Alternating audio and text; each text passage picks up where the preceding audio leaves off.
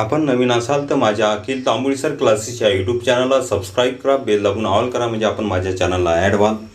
ज्यावेळेस मी शैक्षणिक video YouTube चॅनलवर अपलोड करेल त्यावेळेस पटकन आपल्या नोटिफिकेशनमध्ये अपडेट मिळण्यासाठी आपण जे खालचं लाल कलरचं बटन आहे सबस्क्राईबचं त्याला टच करा, घंटी वाजवा, म्हणजे आपल्याला माहिती मिळत राहील. आपण पाहावं ब्रिज कोर्स मराठी आंतरभारती येत्या 10वी. याच्या अगोदर आपण 2 व्हिडिओ बघितलेले आहे. 1 ते 8 8व्या दिवशी टेस्ट आणि नंतर 9 ते 16पर्यंत 16व्या दिवशी दुसरी टेस्ट. आपण हे 2 व्हिडिओ बघितलेले आहे. आता तिसरा व्हिडिओ आपण बघत आहोत. 17 दिवसापासून 22 दिवसापर्यंत आपण हा व्हिडिओ ब्रिज कोर्स बघत आहोत आणि 23व्या दिवशी टेस्ट रहना है मराठी अंतर्भारती येत्या 10वीं. ये वीडियो आप आखिरी तक देखिएगा.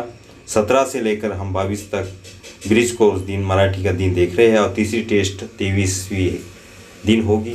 ये वीडियो आप आखिरी तक देखिएगा. ब्रिज कोर्स अंतर्भारती मराठी वर्ग 10वीं दिवस 17. भाषण लेखन तकरीर करना है, लिखना है. संकल्पना भाषा अभ्यास. काल काल ओळखा. हम काल पहचानेंगे और काल की परिभाषा देखेंगे. क्षमता कौशल विविध काळातील वाक्य बोलता येणे व लिहिता येणे. बहुत जो भी काल है हमारे काल में अलग अलग हमारे जुमले बोलते आना चाहिए और लिखते आना चाहिए. जाणून घेऊया काळाचे प्रकार किती व कोणते. शिक्षकांनी विद्यार्थ्यांना वाक्ये देऊन ती वाचण्यास सांगावी व त्या वाक्यातील क्रियामधील फरक जाणून घेऊन विद्यार्थ्यांसोबत चर्चा करावी. काळाचे 3 प्रकार आपण बघणार आहोत. काल के 3 प्रकार हम देख रहे हैं. उदाहरणे. काही क्रियापदे देऊन त्या क्रियापदाचे काळ विचारावेत. क्रियापद 1 खातो, रडली, झोपेल, खाल्ला, जातो, बसला, खेळेल, विकल्या. ये जुमले के आखिरी में जो भी आता है वो क्रियापद होते हैं जिससे वाक्य पूरा होता है. जसं खातो क्रियापद है म्हणजे क्रिया चालू आहे. वर्तमान काळ. रडली क्रियापद घडलेली आहे भूतकाळ. झोपेल म्हणजे भविष्यकाळामध्ये. खाल्ला भूतकाळामध्ये. जातो म्हणजे वर्तमान काळाची क्रिया आहे. बसला म्हणजे भूतकाळाची क्रिया आहे. खेळेल भविष्यकाळाची क्रिया आहे. विकल्या म्हणजे भूतकाळाची क्रिया आहे. जसं इथे उदाहरण है सुभाष अभ्यास करतो. सुभाष पढ़ाई कर रहा है मतलब वर्तमान काल. सुभाष ने अभ्यास केला ये मतलब क्रिया हो चुकी है, क्रिया घडलेली आहे म्हणजे भूतकाळ. सुभाष अभ्यास करेल क्रिया पुढे घडणार आहे, क्रिया आगे होने वाली है, इसलिए सुभाष अभ्यास करेल ये भविष्यकाळ आहे. मुले बागेत खेळतात म्हणजे वर्तमान काळ आहे. मुले बगीचे में खेल रहे हैं. मैदानावर मुले धावली हे भूतकाळ आहे. आणि उद्या परीक्षा सुरू होईल हे भविष्यकाळ आहे म्हणजे भविष्यकाळामध्ये ही क्रिया पुढे घडणार आहे, त्यामुळे हे वाक्य भविष्यकाळ आहे. काल में वर्तमान काल म्हणजे क्रिया शुरू है आणि जो भी काम शुरू है उसे वर्तमान काल कहते हैं. भूतकाळ यानी क्रिया घडली पूर्वी आणि क्रिया जमाने माजी में हो चुकी है उसे भूतकाळ कहते हैं. और भविष्यकाळ यानी क्रिया पुढे घडणार आहे आणि क्रिया आगे होने वाली है. ऐसे वाक्य ऐसे जुमले यानी काल के होते हैं.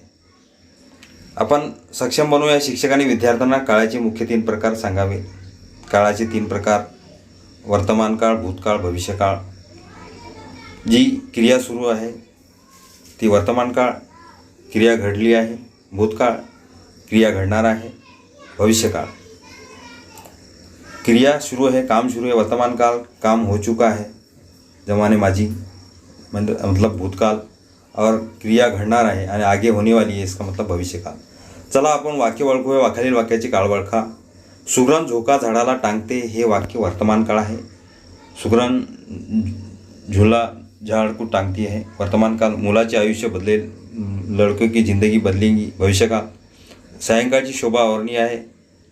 रात की जो भी है दिखने वाली शोभा है बहुत अच्छी है वर्तमान काल. दूसरे पेन घेऊन काम सुरू केले. दुसरे पेन लेके काम सुरू किया ये जुमला भूतकाळ.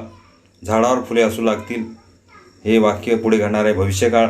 झाड़ के फूल हंसने लगेंगे. अपन उगीच अभिमान बाळगतो. हमारा फ़ख्र हम रखते हैं. फ़ख्र हमारे खुद पर हमें फ़ख्र है. अभिमान हम ही बाळगतो वर्तमान काळ वाक्य आहे. इस प्रकार हमने काल पहचानिए, काळ ओळखा, वर्तमान काळ, भूतकाळ याची परिभाषा बघितलेली आहे. शिक्षकांनी वरील उदाहरणाच्या मदतीने विद्यार्थ्यांना काळ व घटकाची ओळख करून द्यावी. उदाहरणार्थ घडत असलेली क्रिया, घडून गेलेली क्रिया आणि घडणार असणारी क्रिया या पद्धतीने काळाची ओळख करून द्यावी. सरावासाठी काही उदाहरण वाचून घ्यावीत. क्रिया, घडत असलेली क्रिया म्हणजे वर्तमान काळ, म्हणजे क्रिया सुरू आहे, काम सुरू आहे. आणि वर्तमान काल, घडून गेलेली क्रिया म्हणजे जो क्रिया हो चुकी है, जमाने माजी मतलब भूतकाळ, क्रिया घडणार आणि काम होने वाला है आगे, वो भविष्यकाल आणि जमाने मुस्तकबिल उसे कहते हैं. अशा प्रकारे आपण काळाची उदाहरणे, तिन्ही काळाची उदाहरणे आपण लिहून व्हाट्सअप ग्रुप पर टाका. तीनों काल की मिसालें आप व्हाट्सअप ग्रुप पे डालो लिखकर. पाठ्यपुस्तकातील वर्तमान काळ, भूतकाळ आणि भविष्यकाळातील 10 वाक्य शोधून लिहिण्यास सांगणे. हमारी जो किताब है, किताब में से वर्तमान काल, भूतकाल, भविष्यकाल की जो मिसालें, वाक्य है, उदाहरण है, वो ढूंढ के लिखना है. शोधलेल्या वाक्याचा काळ बदलून वाक्य पुन्हा लिहिण्यास सांगणे.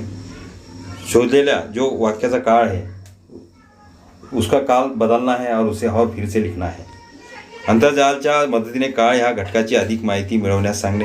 हम कंप्यूटर पे जो भी है, मोबाइल पे, गूगल पे, अंतर्जाल जो भी कंप्यूटर की मदद से हम जो भी काल के बारे में मालूमात डिटेल ले सकते हैं. और ये काल यानी भूतकाल, भविष्यकाल का वीडियो अखिल तांबुली सर क्लासेस ये यूट्यूब चैनल पे आपको प्लेलिस्ट में मिल जाएगा, आप देख सकते हैं.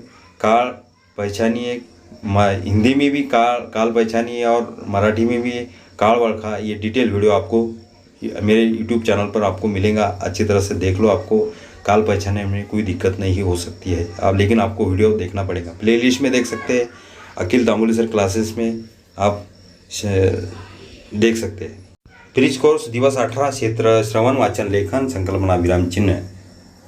सुनना है, पढ़ना है और लिखना है. लेखनामध्ये विराम चिन्हाचा वापर करता येणे. जो भी लिखने में हमको विराम चिन्ह जो है उसका इस्तेमाल करना है, वापर करना है. जाणून घेऊया पुढील नमुनाकृतीच्या सहाय्याने शिक्षकांनी विद्यार्थ्यांचे विराम चिन्हाबद्दलचे पूर्वज्ञान जाणून घ्यावे. हमने लड़कों को क्या इल्म है, विराम चिन्ह के बारे में जानना जरूरी है. देखेंगे हम विराम चिन्ह की मालूमात लेते हैं. विराम चिन्ह जो टिम्ब, इसको नुक्ता बोलते हैं. इसको पूर्ण विराम, अर्ध विराम या अर्ध वाक्य के बाद देते हैं. वो अपूर्ण विराम जो भी कम का आधा जो वाक्य होता है स्वतः, उसके आगे देते हैं. स्वल्प विराम, जैसा हम कोई चीज़ें खरीदते हैं, जैसा किराना माल, गुड़, साखर, चहा, याच्यानंतर हे स्वल्प विराम देतात. प्रश्न अर्थचिन्ह, कोई प्रश्न तैयार झाला तर त्याच्यानंतर देतात. कोई प्रश्न अगर सवाल तैयार हुआ तो उसके आगे प्रश्न चिन्ह देना चाहिए. उद्गार आने में कोई बोले, हमने उद्गार किया है तो वो बोलने के बाद हमें उद्गार चिन्ह देना चाहिए. संयुक्त चिन्ह यानी जोड़ने के लिए कोई भी चीज़ हमें देना चाहिए.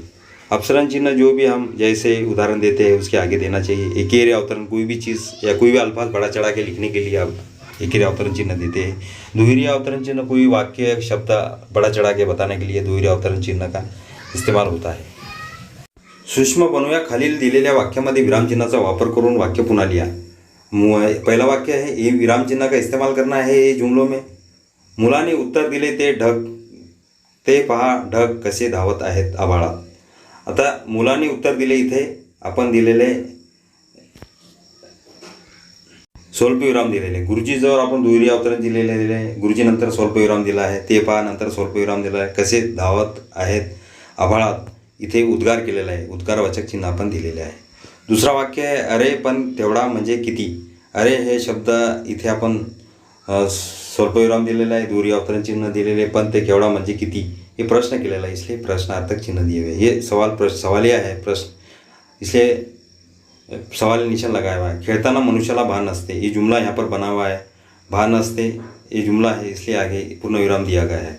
भिकारी म्हणाला, इथे आपण स्वल्पविराम दिला आहे. महाराज हे शब्द वाढून दाखवण्यासाठी दुहेरी अवतरण चिन्ह यहाँ पर दिए. महाराज के आगे स्वल्पविराम दिए. एवढंसं कापड मला कसं पुरणार, हे प्रश्न आहे, इसलिए सवाला निशान ह्या आखरी में दिया हुआ है. त्याच्यानंतर तुमचे केस अजून काळे राहिले आहेत. हे वाक्य, तुमचे केस अजून काळे राहिले आहेत, शेवटी अपन पूर्णविराम दिए है, आखिर में जुमलों में पूर्णविराम दिया है. इस तरह अपन विराम चिन्ह का इस्तेमाल ये पांचों वाक्यों में किया हुआ है, यह हमने देखे हैं. उसके आगे हम देखते हैं. चला सराव करूया. खालील विराम चिन्हे ओळखून त्याची नावे लिहा, जोड्या लावा आहे. आपण पहिला जे चिन्ह आहे इथे, पहिला जे चिन्ह आहे ते आहे प्रश्न चिन्ह म्हणतात. दुसरा आहे उद्गार चिन्ह, तिसरा आहे एकेरी अवतरण चिन्ह, आणि चौथा आहे संयोग चिन्ह आणि जे पाचवं आहे अपूर्ण विराम चिन्ह. इथे आपण चिन्हाची ओळख इथे बघितलेली आहे. आपण आता जोड्या लावा अ गट ब गट. संयोग चिन्ह आपण इथं संयोग चिन्ह गुलाबी अक्षरामध्ये इथे संयोग चिन्ह दाखवलेलं आहे. अर्धविराम इथे निळ्या अक्षरामध्ये आपण रेष दाखवलेली आहे आणि एकेरी अवतरण चिन्ह आपण काळ्या रेषेने दाखवलेलं आहे आणि प्रश्नचिन्ह आपण इथे दाखवलेले आहे. प्रश्नचिन्ह इथे आपण या कलरने आपण इथे दाखवलेले आहे. लाल कलर से अपन प्रश्न चिन्ह यहाँ पे बताया. संयोग चिन्ह गुलाबी, अर्धविराम नीले से, एकेरी अवतरण चिन्ह काले से और प्रश्न चिन्ह लाल से हमने यहाँ पर देखे. इस प्रकार हमने जोड़ा जुड़ाई है. आगे हम देखेंगे. हमने विराम चिन्ह की मालूमात यहाँ पर देखी है. इस तरह वाक्य में जुमलों में इसका इस्तेमाल कर सकते हैं. कल्पक हो या पाठ्यपुस्तकातील विविध पाठातून आलेल्या विरामचिन्हाचा शोध घ्या. जो भी किताबों में विराम चिन्ह आते हैं उसकी तलाश करो और लिखो कैसा इस्तेमाल होता है. अंतर्जालचा वापर करून विरामचिन्ह या घटकाची अधिक माहिती मिळवा. अंतर्जाल यूट्यूब चैनल पर मेरा हिंदी विराम चिन्ह किस प्रकार देते हैं हम वो आप भी प्लेलिस्ट में देख सकते हैं. अखिल तांबुल सर क्लासेस से आपको डिटेल विराम चिन्ह की मालूमात आपको मिल जाएंगी. विराम चिन्ह शिवाय एक उतारा वाचा व फर्क लक्षात घ्या. विराम चिन्ह और उसका विराम चिन्ह नहीं है ऐसा उतारा पढ़ना है और उसमें विराम चिन्ह किस तरह आते हैं उसका उतारा बाद में विराम चिन्ह हम किस तरह देते हैं वो हमें फ़र्क वहाँ पर करना है और विराम चिन्ह का वह इस्तेमाल हमें वो जो भी परिचय दे उतारा उसमें करना है. एक पूरक साहित्य शोधन 9वीं पाठ्यपुस्तक दीक्षा QR कोड इत्यादि. हम ये नवी की किताब देखने के लिए दीक्षा ऐप का इस्तेमाल कर सकते हैं. QR कोड पे भी हम स्कैन करके मालूमात देख सकते हैं. हम ब्रीजकोष दिवस 19 संकल्पना लेखन नियमानुसार शुद्ध शब्द. नियम से लिखना है. लेखन हमारा नियम अल्फाज शुद्ध होना चाहिए. लेखन करताना कोणत्या नियमाचे पालन करता येणे. लिखाण करते हो कौन से रूल का दस्तूर का हमें पालन करना है, इस्तेमाल करना है, वो देखना है. जाणून घेऊया. शिक्षकांनी विद्यार्थ्यांना पुढील वाक्य वाचण्यास सांगून विद्यार्थ्यांचे गट तयार करून गटात चर्चा करण्यास सांगावे. शिक्षकांनी अशा विविध उदाहरणाद्वारे अशी चर्चा करावी किंवा गटात चर्चा करण्यास सांगावे. शुद्ध लेखन जाणून घ्यावे. हमको इसकी गट में एक गट बनाना है 10 बच्चों का, उसमें और चर्चा करना है. विराम चिन्ह और ये शुद्ध लेखन किस तरह लिखना चाहिए, शुद्ध अल्फाज किस तरह होना चाहिए. जो हमको पढ़ने में शुद्ध आते हैं वो शुद्ध होना चाहिए और जो अशुद्ध रहते हैं वो अशुद्ध. जैसा कंसात दिलेले शब्द शुद्ध की अशुद्ध ते ओळखा. अब ये अल्फाज शुद्ध है या अशुद्ध है हमें पहचानना है. जैसा उत्तीर्ण, वैशिष्ट्य, प्रतिनिधी, सौंदर्य, प्रणाली, चौरंगी, स्वदेशी, टिहाणी, नाविन्य, सौंदर्य, सहकार्य. कंसात दिलेले शब्द शुद्ध की अशुद्ध ते ओळखा. शुद्ध अशुद्ध अल्फाज हमें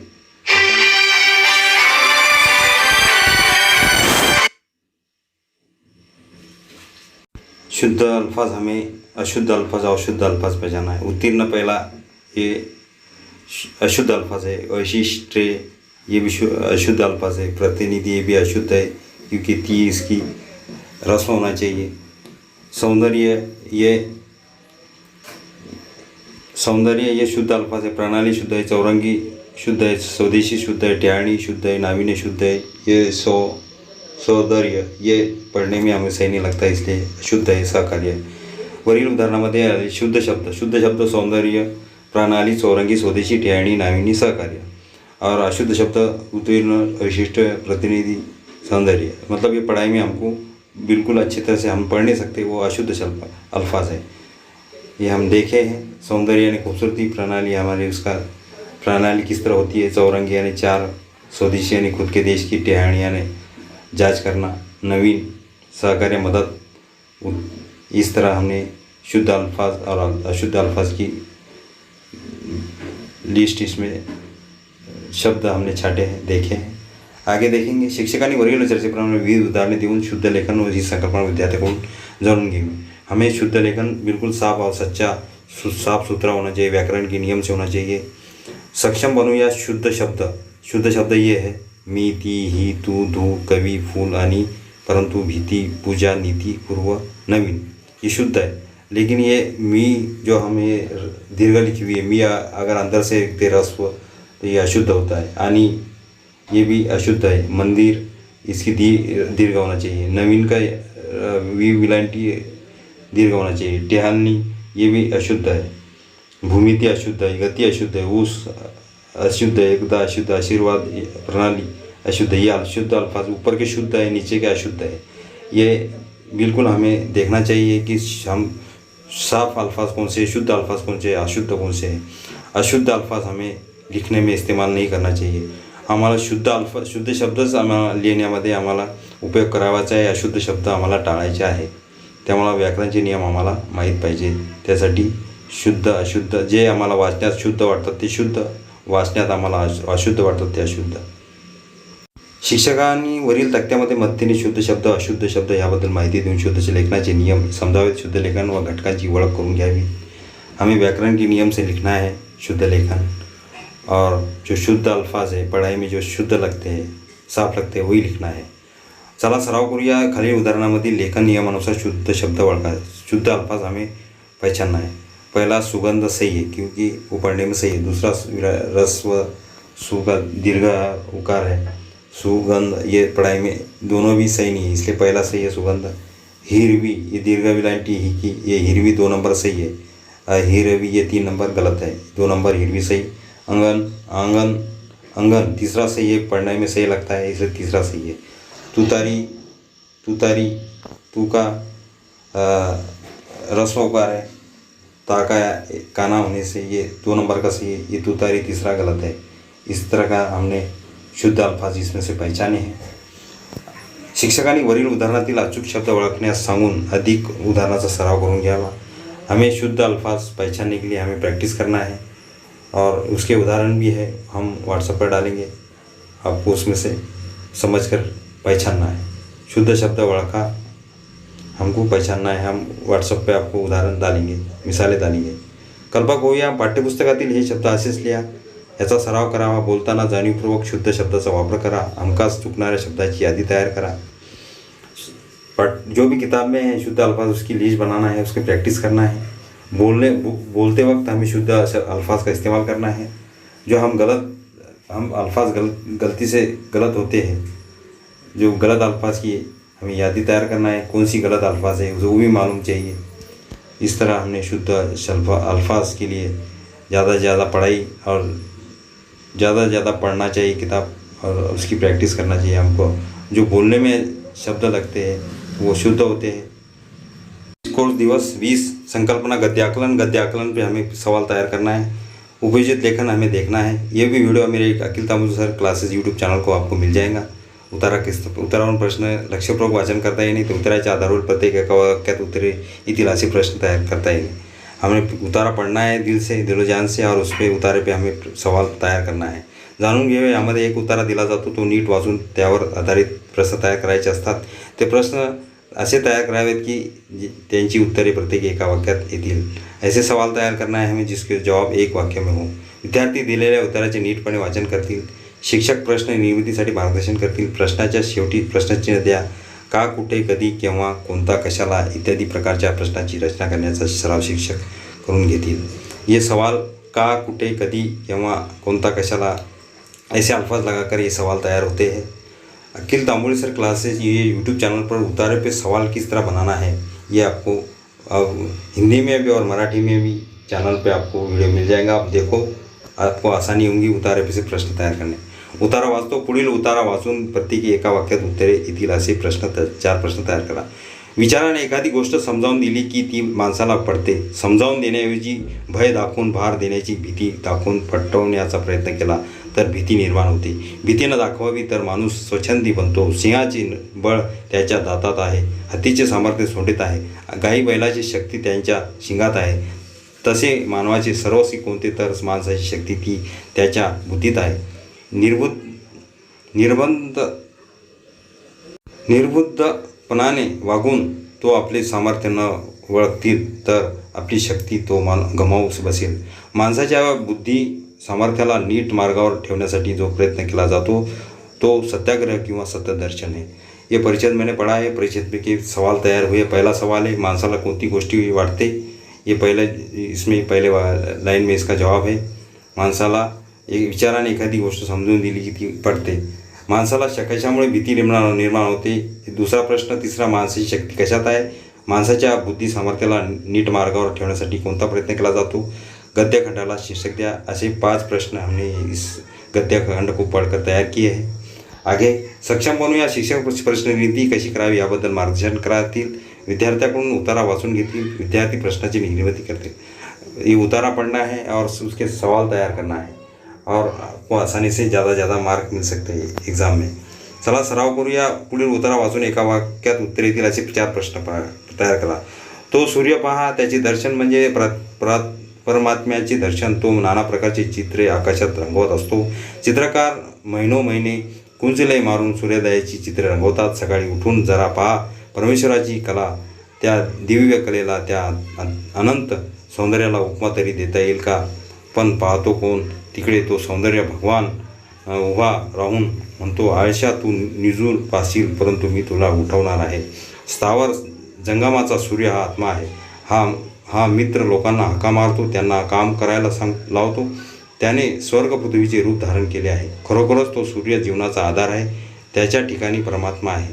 हे वाक्य आम्ही हे परिच्छेद वाचलेला आहे, त्या परिच्छेदातून तयार केलेले 4 प्रश्न। पहिला प्रश्न आहे, सूर्याचे दर्शन म्हणजे काय? 2, सूर्योदयाची चित्रे कोण रंगवतात? सूर्य हा कोणाचा आत्मा आहे? सूर्य कशाचा आधार आहे? हे 4 प्रश्न आम्ही तयार केलेले आहेत। तसेसुद्धा आपण कोणत्याही परिच्छेदातून चांगल्या प्रकारे प्रश्न तयार करू शकतो। कोई भी परिच्छेद आप पढ़ के आप अच्छी तरह से सवाल तैयार कर सकते हैं, जिसके उत्तर हो एक वाक्य में। अशा प्रकारे प्रश्न निर्मितीसाठी उतारे गोळा करून त्याचा सराव करा। हम ज़्यादा उतारे पढ़ो और उसके सवाल जवाब लिखकर बनाकर व्हाट्सएप ग्रुप पे डालो या पर्सनल मेरे नंबर पे डालो, ताकि आपकी अच्छी प्रैक्टिस होगी। आयोजित लेखन दिवस ब्रिज कोर्स 21 संकल्पना निबंध लेखन किस तरह लिखना चाहिए, निबंध कशा प्रकारे लिहायचं ते बघूया। अध्ययन निष्पत्ती विविध लेखनात प्रकारातील विचार व आशय समजून घेतात। आशयाशी संबंधित स्वतःचे विचार अनुभव स्वतःच्या भाषा शैलीत लिहितात। लेखनाचे प्रकार व शैली यांचा उपयोग करून अनुभव लेखन करतात। विविध लेखन प्रकारातील विचार आशय समजून घेतात। आशयाशी संबंधित स्वतःच्या अनुभवावर आधारित तोंडी लेखी स्वरूपात विचार व्यक्त करतात। हम निबंध लिखते टाइम में ख्याल रखें, बिल्कुल अच्छी तरह शुद्ध भाषा में लिखना है, मुद्दे के साथ लिखना है, मुद्दे से 3-4 परिच्छेद में लिखना है, अच्छी भाषा शैली साफ होना चाहिए, व्याकरण के नियम से लिखना है, और ये सब बातें हमें ख्याल रखना है। और पहला शुरुआत भी अच्छी होना चाहिए, आखिरी भी हमारा अच्छा होना चाहिए। जाणून घेऊयास विद्यार्थी स्वतःच्या मनातील भावना मुद्द्याच्या आधारे व्यक्त करतील, त्याचप्रमाणे सलग लेखन करण्याचा प्रयत्न करतील। आपल्याला निबंध लिहायचा पावसाळा, इथे येने अगोदरचे वातावरण आणि जो बारिश लगने से पहले माहौल कैसा रहता है, उसका हमें किसानों को हमारे सबको किस तरह खुशी हुई, उसके बारे में अचानक बदलाव क्या आया है, पावसातील नज़ारा क्या है, बारिश का नज़ारा क्या है, ये हमें ये पॉइंट से हमें निबंध लिखना है, मजमून लिखना है। देखो हम किस तरह लिखेंगे। पावसाळा हा ऋतू आहे जो सर्वांनाच आवडतो। पाऊस सुरू होण्याआधी उन्हाच्या गरमीने संपूर्ण जमीन तापलेली असते। लोक गरमीत येणाऱ्या घामाने अस्वस्थ झालेली असतात आणि ते ढगाकडे पाहू लागतात की कधी पाऊस सुरू होतो। पाऊस पडल्याने सर्व झाडे हिरवीगार होतात आणि गरमीने तापलेल्या वातावरणात गारवा येतो। शेताच्या कामाला सुरुवात होते। शेतकरी खुश होतात। शेतामध्ये हिरवे पीक डोलू लागते। पावसाळ्यात सर्व मनुष्य रेनकोट घालून छत्री घेऊन बाहेर निघतात। पावसाळ्यात इंद्रधनुष्य पाहायला मिळते। सगळीकडे नदी नाल्यांचे पानी खड़खड़ वातावरण दिखते। हमें देखो बारिश का मौसम है, सब तरफ बारिश गिरती हुई दिखाई देती है। जो गर्मी का मौसम है, ज़मीन तपी हुई है, वो गर्मी बारिश गिरने से सब ज़्यादा ठंडक दिखाई देती है। सब आसमान की ओर देख रहे हैं, बदली की ओर देखते हैं कब बारिश आएंगी। इस तरह सब बारिश गिरने के बाद पेड़ पौधे हरे भरे होते हैं। गर्मी से तपी हुई ज़मीन में ठंडी आती है। ठंडी से और सब खेत के काम में, ज़राअत के काम में लगे रहते हैं और सब खुश होते हैं। जहरी भरे जो भी है फसल डोलने लगती है। और सब बारिश के दिनों में रेनकोट रेनकोट पहनते हैं बारिश में और छतरी लेकर बाहर निकलते हैं। ऐसा बारिश में हमें धनक दिखाई देता है, इंद्रधनुष, और सब तरफ नदी नाले खलखल बहते हुए हमें दिखाई देते हैं। सुनहरा मौका हमें हरा भरा बारिश के दिनों में दिखाई देता है। इस प्रकार हमें पावसाळा निबंध आम्ही लिहिलेला आहे। शिक्षकांनी स्वतः वर्णनात्मक निबंध कसा लिहावा याविषयी मार्गदर्शन करावे। हमने वर्णन करके भी हम निबंध मजमून लिख सकते हैं। हर चीज़ के बारे में वर्णन करना है, उसकी बारे में कोई भी चीज़ के बारे में हमें पॉइंट बनाना है और मजमून लिखना है। वाचन विचार यानुसार विद्यार्थ्यांना प्रवृत्त करणे। हमें ज़्यादा पढ़ना चाहिए, जिससे येईल वाचेल हो। मराठीचं वाचन जास्त करा, शुद्ध लेखन लिहा, म्हणजे आपल्याला शुद्ध शब्द लिहिता येईल, शब्दाचा समानार्थी शब्द वाढेल आणि चांगल्या प्रकारे आपण निबंध लिहू शकतो। तर्क, निरीक्षण, अनुभव, चर्चा, अनुभव, पूर्व अनुभव याची सवय लावणे। निरीक्षण करना चाहिए कोई भी चीज़ का बारीकी से। तजुर्बा होना चाहिए, चर्चा करना चाहिए, गुफ्तगू भी करना चाहिए और पहला भी तजुर्बा होना चाहिए। ये सब आदतें लगाना चाहिए मजमून की लिखने के लिए। विविध प्राणी व त्यांचे प्रकार। माझा आवडता प्राणी आपल्याला निबंध लिहायचा आहे। माझा आवडता प्राण्याचे विविध प्रकार, आवडता प्राणी कोणता, स्वभाव गुण वैशिष्ट्य, आवडण्याचे कारण। हमारा जैसा पसंदीदा जानवर है, जानवर कौन सा है, कौन सा प्रकार है, उसमें प्राणी क्यों पसंद है, उसका मिजाज कैसा है और उसकी तुमको पसंद क्यों है। ये देखो, माझा आवडता प्राणी आहे वाघ। वाघ माझा आवडता प्राणी वाघ। आपण निबंध लिहितो आहे माझा आवडता प्राणीवर। वाघाची शरीरावर पट्टी असते, वाघ कपडे घालत नाही, वाघाला 4 पाय असतात, हात एक पण नसतो, तरी त्याला कोणी अपंग त्याला म्हणत नाही। आणि वाघाला इंग्लिशमध्ये टायगर म्हणतात। वाघाला सर्व घाबरतात। वाघ जंगलात शिकार करतात आणि आपले पोट भरतात। वाघ आपल्या राष्ट्रीय प्राणी आहे। काही लोक वाघाची शिकार करतात, ते मला आवडत नाही। आपण सर्वांनी मिळून वाघाला वाचवले पाहिजेत। ये मेरा पसंदीदा जानवर है जो शेर के उसके अंग पर पट्टे होते हैं। वो शेर कुछ कपड़े नहीं पहनता है, उसको 4 पैर रहते हैं, हाथ नहीं रहता, लेकिन उसको कोई अपाहिज नहीं बोलता। उसे इंग्लिश में टाइगर बोलते हैं। शेर को सभी घबराते हैं। शेर शिकार करके अपना पेट भरता है और शेर एक राष्ट्रीय प्राणी है, हमारा जानवर है। लोग उसको शिकार करते हैं, हमें अच्छा नहीं लगता है। हम सबको मिलकर हम शेर को बचाएंगे, उसका शिकार करने से हमें बचाएंगे और उसका ख्याल रखेंगे। चलो, इस तरह हमने माझा आवडता प्राणी निबंध देखे। शिक्षक विद्यार्थ्यांना वरील मुद्द्याच्या आधारे प्रश्न विचारतील, विद्यार्थी त्यांच्या अनुभवानुसार लेखन करण्याचा प्रयत्न करतील। ऐसे इस तरह अपन प्रश्न तैयार करना है, सवाल तैयार करके हम अच्छी तरह से मजमून लिख सकते हैं। कोई भी सब्जेक्ट एक रखना है हमारे पास में, उसके सवाल तैयार करना है, पॉइंट तैयार करना है, हमको लिखने में आसानी होगी। मजमून निबंध कल्पक हो या तुम्हाला आवडणाऱ्या कोणत्याही 5 प्राण्याची अधिक माहिती अंतर्जालच्या सहाय्याने मिळवा। तो हम कंप्यूटर पे या गूगल पे जाकर देखते हैं, जो भी प्राणी लेते हैं उसका मालूमात लेते हैं, आपको मिल जाएंगी। प्राण्याची 5 प्राण्याची माहिती घ्या क्या गूगलवर आणि ते लिहून व्हाट्सअपवर ग्रुपवर टाका, या पर्सनल नंबर पे आप डाल सकते हैं, ताकि आपको प्राणी जानवर के बारे में अच्छी तरह से मालूमात हो सकती है। लेकिन आपको मालूमात आप देखो मोबाइल पर, गूगल पर जाकर। संकल्पना निबंध लेखन आत्मकथन। हम निबंध बोल रहे इस तरह आत्मकथन करताना सजीव आणि निर्जीव याबाबत सर्वसमावेशक विचार, त्यांच्या भावनात, सुखदुःखात, सवयी, उपयोगिता, कार्य, त्यांच्या शोध निरीक्षण शक्तीने घेणे, आपण स्वतःची वस्तू आहोत याची कल्पना करणे, कल्पनाशक्तीच्या माध्यमातून नाट्यपूर्ण रीतीने कल्पना मांडणे, संपूर्ण लेखन प्रथम पुरुषी एकवचनी भाषेत करणे। हम किसके बारे में लिख रहे हैं, वो सजीव है या जिंदा है यानी मरे हुआ है, उसके बारे में सोचना है। उसका सुख दुख, उसका जज्बा वो भी देखना है, उसका निरीक्षण करना है, बारीकी से उसको देखना है, तो लिखना है। और वो चीज़ क्या है उसके बारे में हमको सोच कर लिखना है। हमारी सोच आगे बढ़ाना है। हमारी सोच नाटक की जैसी हमारी सोच हो, हमारी सोच अच्छी हो, और जो भी लेखन हमें, हमारा जो प्रथम एकवचनी अच्छे भाषा में, शुद्ध भाषा में उसका लिखाण, आत्मकथन पर जो भी निबंध हम लिखेंगे उसे हमें करना है। खालील चित्रातील तुमच्याशी बोलतो ऐसी कल्पना करून या घटकाचे आत्मकथन लिहा। हमने आत्मकथन के जो भी मजमून लिखे हैं, वर्गातील फळा, उसका रंग कैसा है, रंग कैसा है, उपयोग इस्तेमाल क्या है, वैशिष्ट्य क्या है, महत्व अहमियत क्या है, इसके बारे में हमने वर्गातील जो फळा है, बोर्ड है, उसके बारे में मजमून लिखा है। मैं पढ़ रहा हूँ। तुम्ही मला जो शाळेत जे फळा आहे त्याबद्दल आपण वर्गातील फळा निबंध तयार केलेला आहे। तुम्ही मला काळा रंगाने रंगवले आहे, तुम्ही माझं तोंड काळं केलं आहे। तुमच्या वर्गात असलेला अविभाज्य घटक म्हणजे फळा 2 खिळ्यामध्ये टांगवले आहे। शाळेत दिवसभर शिक्षक खडून माझ्यावर लिखाण करतात, मुले माझ्या मदतीने शिकतात, सर्व शिक्षक माझ्या अंगावर लिहितात, गणिताचे शिक्षक आकृत्या काढतात।